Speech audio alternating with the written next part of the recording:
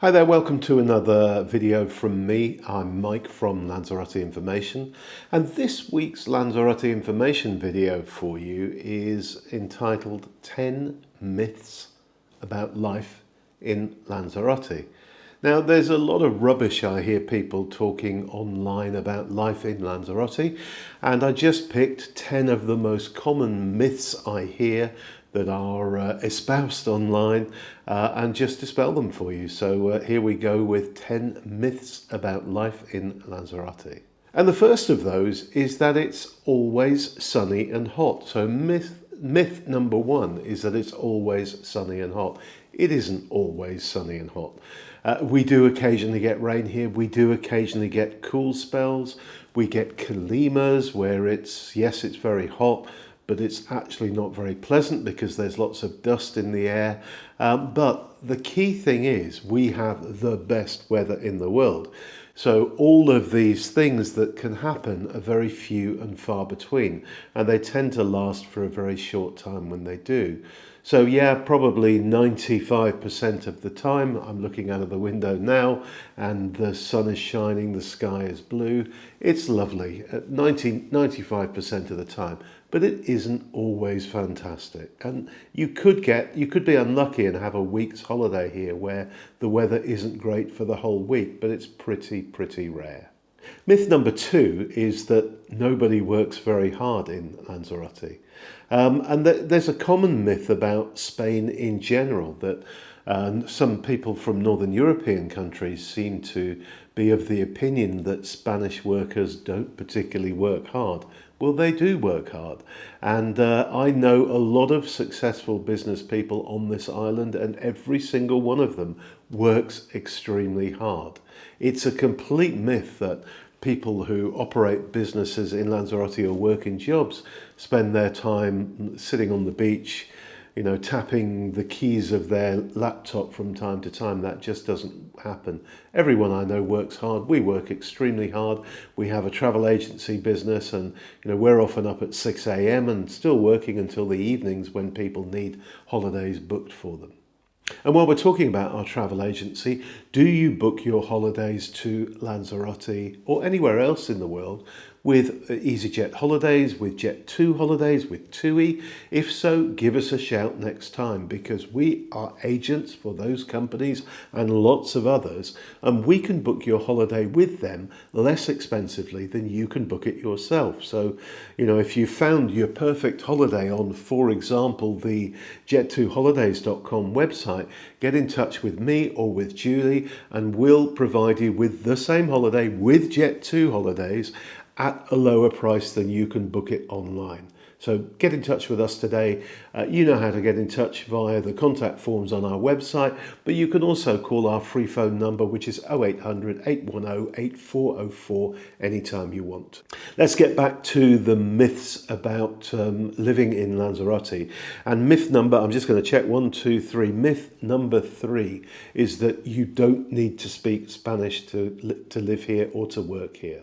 Now, the truth is you can probably get away with not being able to speak Spanish, particularly if you choose to live in one of the resort areas like Playa Blanca, Costa Teguise or Puerto del Carmen. But I would urge you to learn to speak Spanish if you're serious about moving over here, because it will just make your life so much better, so much more interesting if you can converse with your neighbours and the people around you reasonably well in the language of the country you're living in. And myth number 4 really ties into that, and that is that you can pick up Spanish as you go along. Now, you can't. I mean, to be honest, you'll sort of get some words and phrases if you just plan to pick it up as you go along, but there ain't no substitute for doing lessons, and I would strongly advise you to book some lessons to at least pick up the basics in Spanish. The other thing I always advise people to do when they move here, if they're serious about learning to speak Spanish, is to actually start using Spanish every day in everyday life. So, for example, change the language on your phone and iPad to Spanish. Instead of reading online the Daily Mail or the Daily Mirror or whatever your original home country local newspaper was, read La Voz or Diario de Lanzarote or Canarias Siete. Read some of the local papers. Yeah, it'll be quite painful going initially, but most browsers have a translate button, so try and do as much as you can in Spanish, and where you're struggling with words, hit the translate button. And instead of watching your home country television from France or from Belgium or from Italy or the UK, wherever you've come from, start watching local television, particularly the local news. Now, the local news readers here, as they do anywhere in the world, tend to speak very, very quickly, but you will quickly start to understand what they're saying and pick it up if you're immersing yourself in it rather than just kind of coasting along and trying to catch up with it, a bit of it. And talking of television, another Lanzarote myth is that you can get all the UK TV channels you want. Now, there was a time when we first moved to the island 25 years ago, you used to be able to get an absolutely massive dish, and you could get all the Sky channels from across Europe on that. These days, everyone does this via internet boxes, but they're not massively reliable, the quality isn't great, and at the end of the day you'll find that when you're living here, television is much less important than it used to be. The days when you'd sit down at the beginning of an evening and see what's on the telly have really gone. Certainly in Lanzarote, nobody bothers with that anymore because there are far better things to do than sit inside and watch television on an evening. So I'd say if you really need the connection with your home country, maybe get one of those boxes, but better still just ditch television altogether. We hardly watch any TV. What we do watch, we watch via on demand, the occasional Apple TV program or Netflix program, but it isn't the most important thing in the evenings anymore as it once was. Now, another myth about Lanzarote is that these days you can get pretty much anything you need here. You can't. And that's a function of the fact that, we're a group of small islands 1,000 kilometers from the mainland of our home country, which is Spain. So we are very, very remote. Our nearest landmass is the Sahara Desert, which is over my shoulder there. It's less than 100 kilometers away, but of course there's nothing, pretty much nothing there, apart from some small villages on the Saharan coast there. So it is quite difficult to get stuff here. It's not like the frontier town it once was. I remember a time when you couldn't get, for example, Marmite here. These days you will find stuff like Marmite, you'll find stuffing, you'll find, your local country's foods, German foods, Italian foods and British foods. But if you want car parts, if you want accessories, if you want Hoover bags, for example, it can be quite difficult to get the ones for whatever you want. And Amazon doesn't really operate very successfully here. They have a few suppliers who will deliver stuff to the Canary Islands, but there's a taxation issue and it's all very complicated. So if, for example, you're looking for replacement parts for an older car that you see on eBay in your home country for no money at all, it can be really quite difficult to get them here in Lanzarote, and you just have to be patient and perhaps travel to the mainland of Spain to pick up the things you want yourself. Now, myth number 7, and one I hear quite often, is that tourism will not affect me. And this one is often put out there by people who've moved to the island to retire. And they think, well, I don't work in tourism, I don't really have anything to do with tourism, therefore it won't affect me. Tourism affects everybody on Lanzarote, either directly or indirectly. Our population is only 168,000 and we get about 3.4 million visitors a year. I'm going to say that again. Our population is 168,000 and we get 3.4 million visitors a year. So tourism affects everybody here in Lanzarote.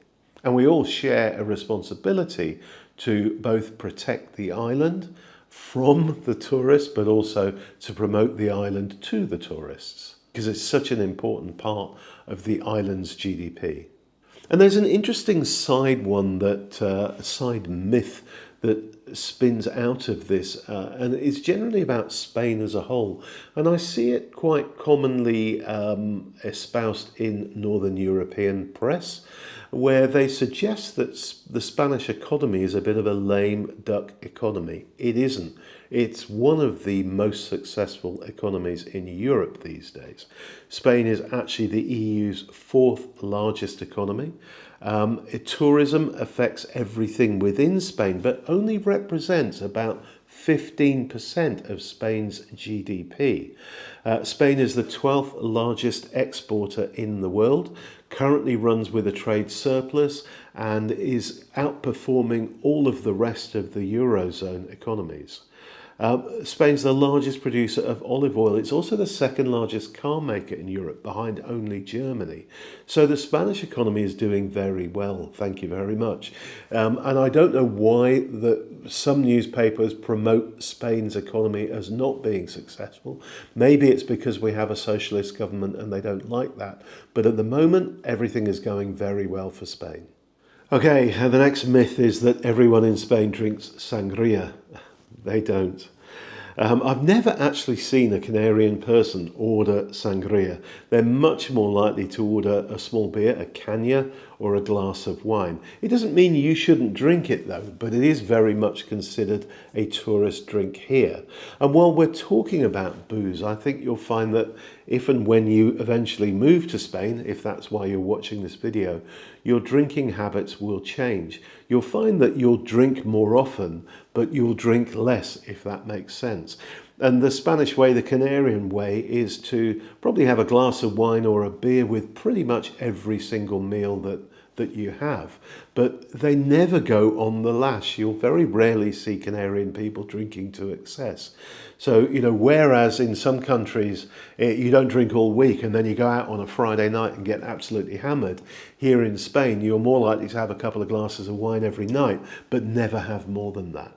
So not everyone drinks, in fact nobody drinks sangria here. The other thing that you'll very rarely see here is flamenco. And I get asked all the time, where are the flamenco shows? Flamenco originated in Andalusia, and although a lot of Andalusians emigrated to the Canary Islands when the Americas were being conquered, they didn't bring flamenco with them. So you'll see it very rarely here.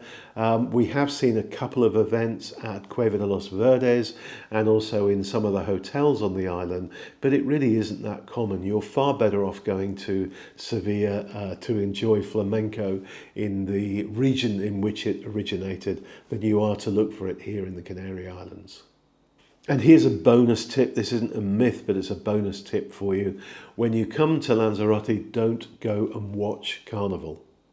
Go and be part of Carnival. So find out what the theme is, dress up for the theme, watch the parade go past you by all means, but then join in and join the parade and enjoy the party verbena that takes place afterwards.